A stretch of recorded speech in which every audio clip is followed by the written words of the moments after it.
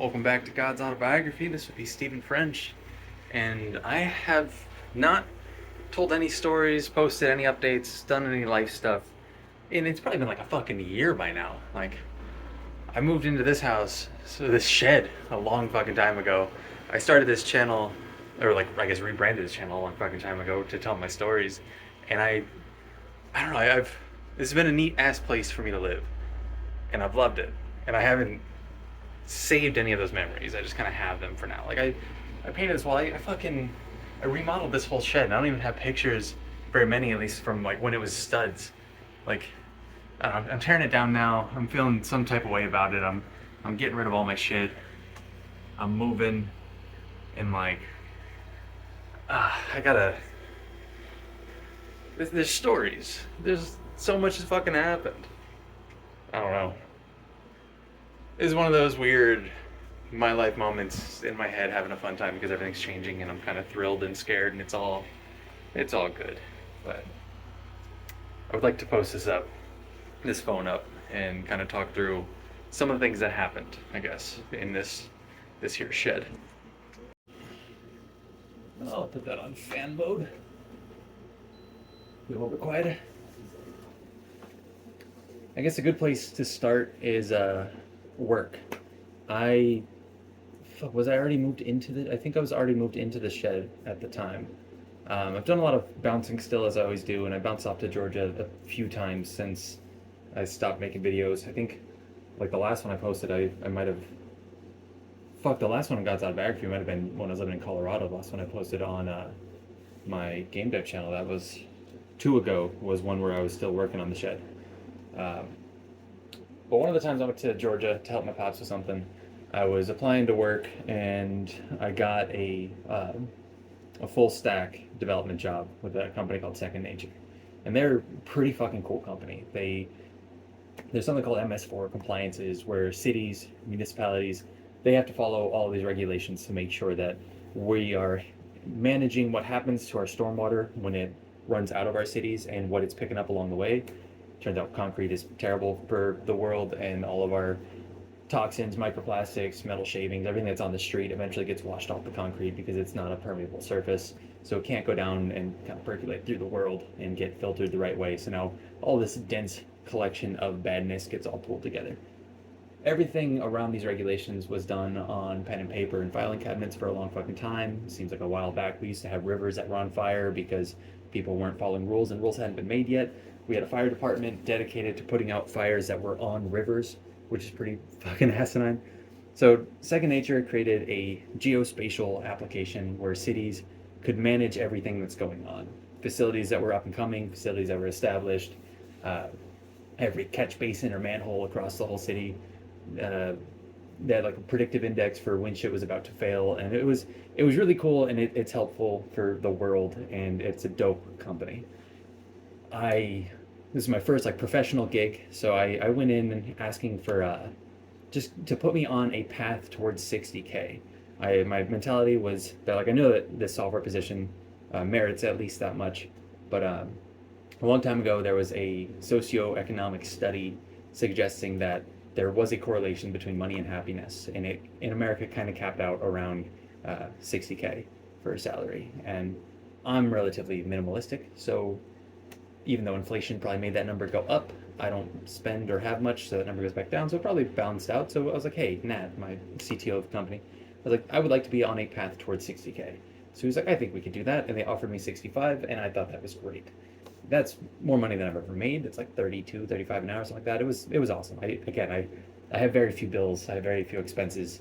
I can live pretty cheap. So I was easily just stacking money away with that. Bought a bunch of new stuff that I needed. I had just gotten this laptop kind of right before the application process when I was in Georgia. Uh, Big part of going to Georgia was to work with my dad so I could save up to get a new machine because my old Mac was fucked. But this thing started breaking. But I got this job. They sent me a brand new M1 chip MacBook Pro. It was awesome. And I worked with them. I just used that laptop while this thing was blue screening all the time. And I worked with them for like 5 or 6 months, something like that. I think I started around January, ended the end of July. Um, But there's a little detour story. My birthday is April 30th, always has been. My little sister has the same birthday, 15 years younger to the day. And not this most recent April 30th, but the one before, because I haven't made videos forever. Um, my mom and my little sister, they flew out to Denver, and I flew up to Denver, and we met up in Denver, and we rented a car, and we stayed in a hotel in that area, and they got to meet some of the friends that I have there, see some of the places I used to live there. And then we drove down to Arizona. We stopped at some places, had some fun along the way. I had to drive through a blizzard in the Rockies, which was kind of scary, but a lot of fun. And we just had a good old fashioned road trip. We get everyone down here. I had taken off some PTO so I could do this trip. And I get in my email around that time a letter saying that Second Nature was now mandating the vaccine for all employees, including remote. Mind you, I was this remote. I live in Arizona, and I have never met anyone in the company because they all live, for the most part, in California. There are some people in Utah, there's people all over. They have a non mandatory meetup once a year in August, and that was the only time that I was expected to ever meet anybody. And they had a mandate. They said that you are a employee here, and most likely they had been given some money to incentivize this. At least that's our hypothesis. And yeah, they're like, yeah, you need to take the shot. So I messaged him back, said, hey, I don't imagine this being too much of a problem, but like I'm not taking the shot. Like, and that's kind of irrelevant because even if I had taken the shot, that's not your role to monitor. So like I wouldn't be comfortable telling you like confirmation, like sending you my card of whether or not I took it. I don't think you have any business with that. I think I work for you. You pay me for my work, and yeah, my medical decisions, those are mine. I have autonomy. Um, at first, seemed like that was going to be okay, because like how fucking retarded is it to mandate a vaccine for remote workers? Like that's pretty fucking stupid. Um, but yeah, so I had asked them to push back the mandate because there was another employee who was having a hard time with the decision as well. And they said they might, but they didn't. I asked if I could speak to the legal counsel who gave them this idea, and they said I couldn't. I asked if they could just explain why they were doing this mandate, and they couldn't give a good reason because I wasn't allowed to talk to the legal counsel. So they said that they would give me temporary accommodations where it won't make me lose the job now, but it runs that risk in the future, and there is still a mandate. And I didn't feel comfortable with that, especially with them not even considering pushing back the mandate. Like either it is a mandate or it's not. I don't deserve special privilege. I'm just a remote worker, and all the remote workers should just not have their medical privilege taken away. So I kind of opted out of that. It was a weird gray line between firing and quitting. Uh, they created a situation that I didn't feel comfortable. I didn't respect that totalitarianism. I guess we had to part. I've been that was the end of July. I started dating a lovely lady around the same time, so that was a pretty cool transition. Having the time off was nice. I was able to go back up to Colorado for a gathering in October, um, and then it just kept. Or I think I even went back to Georgia and New York. I think I did the whole fucking round. Maybe I did New York. I don't know. I've made so many trips around that I don't quite recall all of them anymore. But I ended up losing that job for that. And then I spent a very long time not getting any work. And I think in like December, I landed a job with who I'm with now. And that's Game U, where I teach game development. And that's been a lot of fun, but it's not been a lot of hours. And I've been trying to keep some time slots open so I can grab another software position like I really want. But none of my applications are going through. So I'm living on like $600 a month at the moment. It was 500, but I picked up a few more classes. And that's pretty fucking tough, especially coming off of having like fucking 65K salary. That's a big whomp of a difference. But that brings me to where I am now. I am packing up all my shit. I'm going to be moving in with my lady. We're going to be trying out this whole cohabitation thing. I've got some near future travels to the East Coast. I'm like leaving this house to stay with her, but I'm going to be in and out of the state. So that'll just be kind of a trial phases while I'm in this state. And then if things go well for us, then in October, November, we're hoping to move to Colorado together. So yeah, I'm looking for a job. I'm trying to pick up some more game dev classes. I'm writing my own video game, a story that I've been wanting to make for years now, and I'm really fucking stoked at the progress that I'm making. And I'm moving again. Fuck. Yeah, that's just the story of how I got and lost the best job I've had so far. But the next one will be better.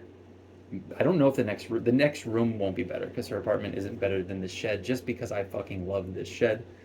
Hopefully, if I can find some pictures, we can see what this shed was like. Like I'll do a little tour now that I'm talking on ish. So we've got a front door. That was already here. There was already a concrete foundation. There was already some electrical run to it. The exterior was completely done. But this whole shed was just studs. It was just 2x4s. That's it. So I went and I got some, what do they call it? Some sheetrock, some insulation. I've done construction for a long fucking time with my pops. And I did everything up. I even framed up a closet out of 2x4s, but then I just plastered cardboard over it because I didn't want to buy any more sheetrock. I moved the light somewhere else. I moved some outlets a little bit to be more convenient. I grabbed an AC, again insulated so everything was fine. I kind of cathedraled this little section of the ceiling so I could put my rock climbing hangboard thing. Decorated with some dream catchers and cranes. This is a weird 3D piece of the wall that I had a lot of fun building out of cardboard and felt paper because, I don't know. This shed's been real fucking cool to me. There's a carpet on the wall. It used to be on the floor. I would kind of go back and forth with that. This was my space. This was the coolest room that I loved Beastwood's basement, but this one was just a little bit cooler. And it's fucking awesome. And I'm sad to leave it, but I'm happy to leave it because I know the next one will be pretty fucking cool, and then wherever we get to in Colorado will probably be even fucking better.